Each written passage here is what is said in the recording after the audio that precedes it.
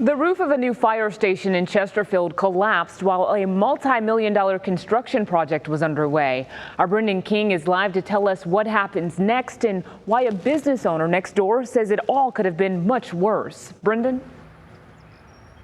Absolutely, Candace. For months now, crews have worked to finish the new fire station number 5 here in Midlothian, but I'm told the collapse yesterday could set back all their progress.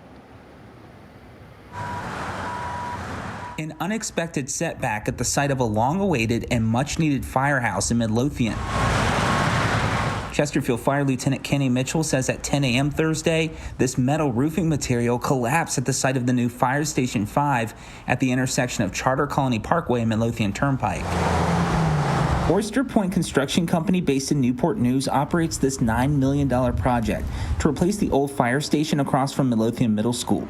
Mitchell says it's unclear why the roof collapsed, but construction will continue in the unaffected areas of the building. They were here doing construction when we opened for the season the middle of March. Rumors spread quickly here in Midlothian. On Friday, a customer walked into Pat Chandler's pool business Swim World right next door, fearing it was her building that had been damaged. When one of my customers came in this morning and said, "Oh my gosh, Pat, we thought it was you," they were afraid that something had collapsed on this building, that the roof had given in. Friday morning, crews used a backhoe to clean up the big mess. Had this have happened during work hours, it would have been horrifically bad. Chandler even offered the workers a gift as investigators worked to figure out why the roof came crashing down. I took him some cookies because he was having a really bad day, and cookies always make me feel better.